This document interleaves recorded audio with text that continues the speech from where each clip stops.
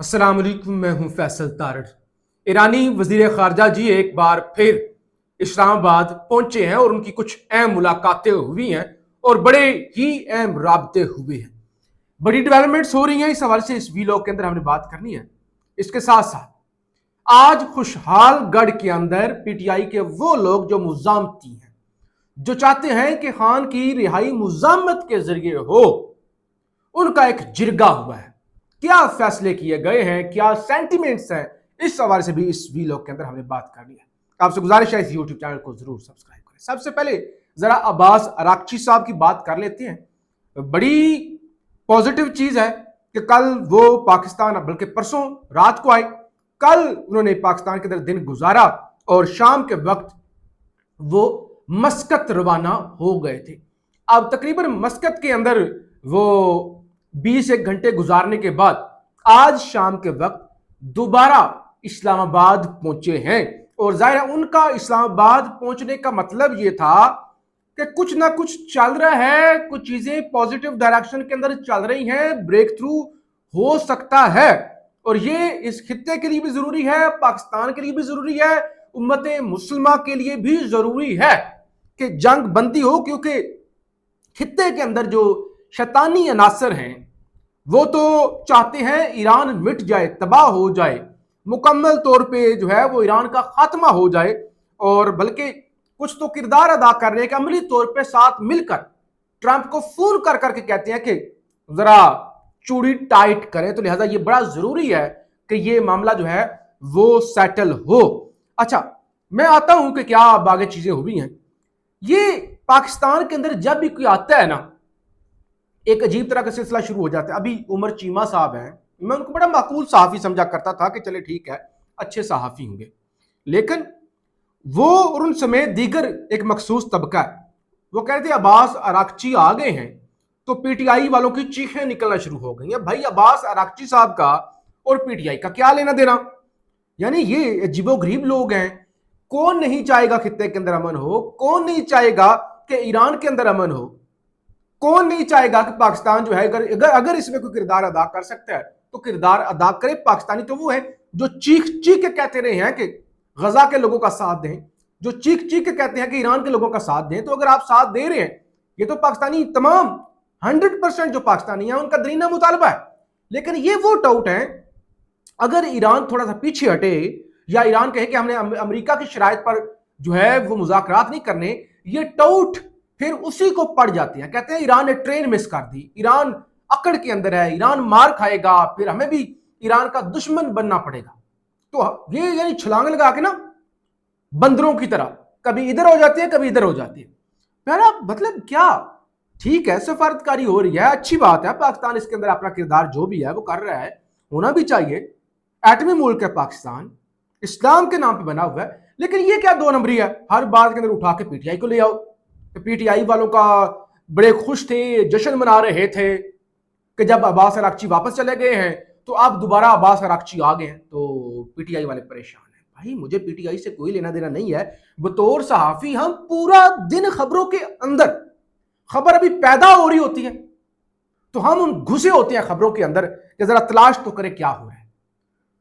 कोई खबर, ये तो बड़े सहाफी हैं चीमा साहब या बाकी, क्या किसी ने देखा है कि किसी पीटीआई वाले को मरोड़ हुई है या किसी ने कोई ऐसी बात की है? तो फिर बंदा उसकी बेस पे एक तजिया करे, वरना ऐसी बकवासियात, ऐसे बक बक शुरू कर देने। एक आलमी मामला है, एक सेंसिटिव इशू है, उस पर बक बक करना शुरू कर देना, यह तो बड़ी घटिया और चीप हरकत है, जलील तरीन हरकत है। ये जानबूझ के एक मुकाबलेबाजी बनाने वाली है ना, कि मुकाबलेबाजी के अंदर जो है वो पड़ जाए।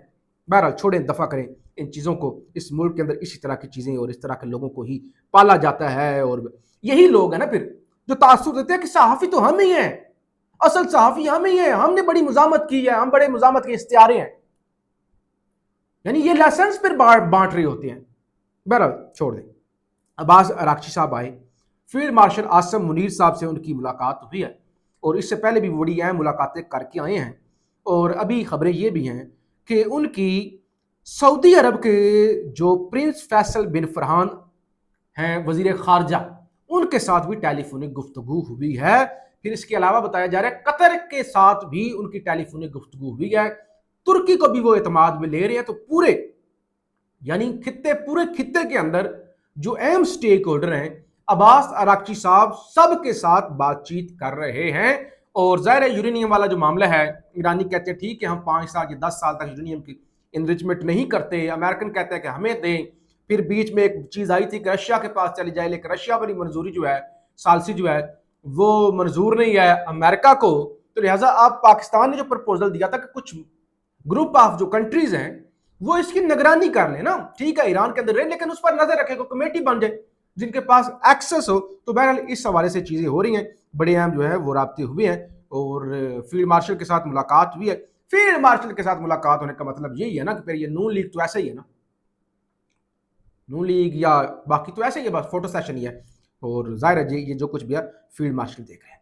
दूसरी तरफ स्वाबी के अंदर मैंने पिछले वीलॉग में भी मैंने जिक्र किया था, स्वाबी और ये जो खुशहालगढ़ पर हजारों की तादाद में पीटीआई के नजरियाती वर्कर दूर दूर से, गुजरात से, रावलपिंडी से, मुख्तलिफ इलाकों से मैंने लोगों को देखा, सोशल मीडिया पे देखा कि जो लोग वहां पे गए हैं और आहिस्ता आहिस्ता तादाद जो है वो अच्छी खासी हो गई थी। खुर्रम ज़ीशान साहब भी वहां पे थे।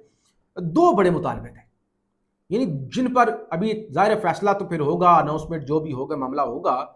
और जाहिर इस पर फिर सुहेल अफरीदी साहब पर भी बड़ा प्रेशर आएगा, पीटीआई की जो कोर लीडरशिप है उस पर भी आएगा कि ये पार्टी पॉलिसी को वायलेट कर रहे हैं, पार्टी पॉलिसी को बाइकाट कर रहे हैं, इनको शो काज नोटिस देना चाहिए। कौन सी पॉलिसी, कौन सा इधर, मतलब एक जिसकी लाठी उसकी भैंस वाला काम है। अब जो दो प्रपोजल दिए गए हैं, एक तो स्वाबी को बंद कर दिया जाए और खुशहालगढ़ पुल को भी फौरी तौर पे बंद कर दिया जाए और तब तक ना इसको खोला जाए जब तक के खान की रिहाई नहीं हो जाती, यानी धरना दे दिया जाए ना, पूरा पहिया जैम कर दिया, जिस तरह रावलपिंडी इस्लामाबाद बंद था। तो इस तरह की सूरत हाल जो है बनाई जाए। जाहिर है अब जो भी किया जाता है वो तो एक अलग चीज है, लेकिन मैं आपके सामने एक खबर रखूं, ये टाउट ठीक है, किसी को दुख नहीं है, किसी को मरोड़ नहीं है जो सालसी हो रही है। सालसी चाहे पाकिस्तान में ना होती, अफगानिस्तान में भी हो रही होती, किसी और इंडिया के अंदर हो रही होती, ओमान के अंदर, यूएई, सऊदी अरब के अंदर हो रही होती, सबको खुशी होनी थी कि एटलीस्ट ये जो क्राइसिस है ये खत्म हो। लेकिन ठीक है सालसी हो रही है, ठीक है टाउट जो है वो अपनी अपनी ड्यूटी के अंदर अपने अपने वो जाहिर एक नौकरी जो है वो पूरी करने में लगे हुए हैं। लेकिन ये खबर कोई नहीं आपके सामने रखेगा, ये खबर जो मैं आपके सामने अभी रखने लगा हूं ना, मर जाएंगे भाई टाउट, मर जाएंगे। ये खबर नहीं आपको बताएंगे, आज एक रिपोर्ट आई है, रिपोर्ट है जी, Pakistan has been ranked among the world top 10 countries facing acute hunger.